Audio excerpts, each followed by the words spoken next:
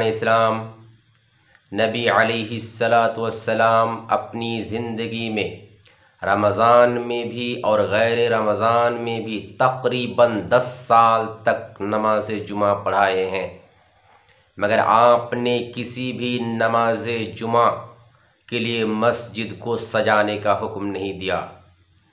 آپ نے کسی بھی نماز جمعہ کا نام جمعۃ الوداع نہیں رکھا اور اس کی خاص فضیلت نہیں بیان کی، اور نہ اس کے لیے خطبہ کو خاص فرمایا۔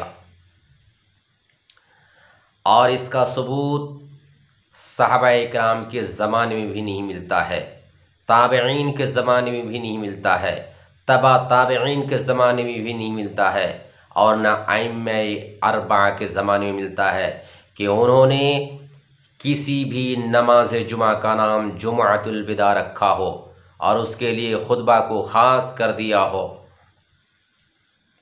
اور مسجدوں کو سجانے کا حکم دیا ہو اور اس نماز جمعہ کی خاص فضیلت بیان کی ہو۔ مگر افسوس کی بات یہ ہے کہ آج دیکھا جاتا ہے کہ ہمارے بعض بھائی ماہ رمضان کا جو آخری جمعہ ہوتا ہے، آخری نماز جمعہ ہوتی ہے، اس کا نام جمعۃ الوداع رکھ دیے ہیں اور اس کے لیے شہر کی مسجدوں کو سجانے کا حکم دیتے ہیں۔ شہر کی مسجدیں سجائی جاتی ہیں اور دیہات کے لوگ دیہات کی مسجدوں کو چھوڑ کر کے شہر کی طرف بھاگتے ہیں، شہر میں جا کر کے نماز جمعہ قائم کرنے کے لیے، اور اس کے لیے خطبہ کو الگ فرما دیا۔ اور افسوس کی بات یہ ہے کہ اس نماز جمعہ کی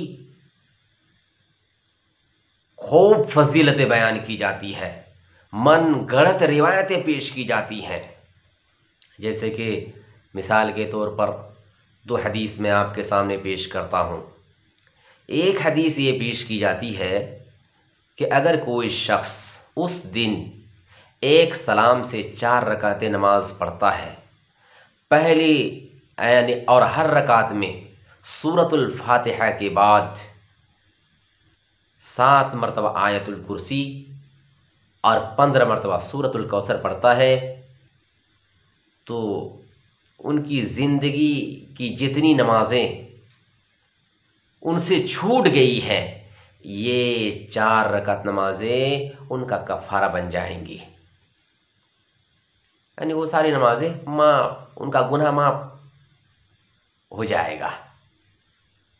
دوسری روایت یہ پیش کی جاتی ہے کہ اگر کوئی شخص اس دن 4 رکعت نمازیں ایک سلام سے پڑھتا ہے، اس طرح سے کہ ہر رکعت میں سورۃ الفاتحہ کے بعد سورۃ القدر اور سورۃ الکوثر 15 مرتبہ پڑھتا ہے، تو 400 یا 1000 سال کے گناہ معاف ہو جائیں گے ان کے۔ کسی نے پوچھا یا رسول اللہ، آدمی اتنے دنوں تک 1000 سال تک کہاں زندہ رہتا ہے؟ تو آپ نے فرمایا ان کے باپ دادا کے بھی تو گناہ ہوں گے، وہ معاف ہو جائیں گے۔ میرے بھائیوں، کیا یہ ساری باتیں صحیح ہے؟ کیا یہ سب روایتیں صحیح ہے؟ اور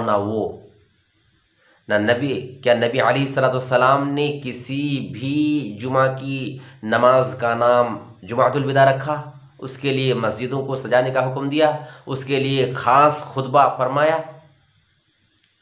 ان کی خاص فضیلت بیان کی جو یہ بیان کی جاتی ہے؟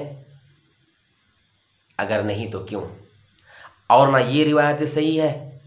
یہ روایتیں جو بیان کی جاتی ہے 4 رکعت کے سلسلے میں، یہ من گڑت اور موضوع روایتیں ہیں۔ میں نہیں کہتا، میں ان علماء کرام کی باتیں پیش کرتا ہوں جو کہتے ہیں، جنہوں نے ان روایتوں پر تحقیق کی ہے۔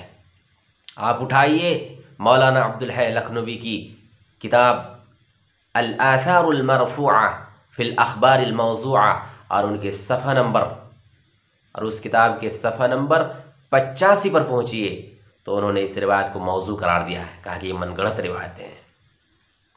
آپ علامہ شوکانی کی کتاب الفوائد المجموعہ اٹھائیے اور اس کے صفحہ نمبر 54 پر پہنچیے، تو وہ بھی یہی کہتے ہیں کہ یہ احادیث رسول نہیں ہے، یہ بنی بنائی ہوئی روایتیں ہیں، من گڑت روایتیں ہیں۔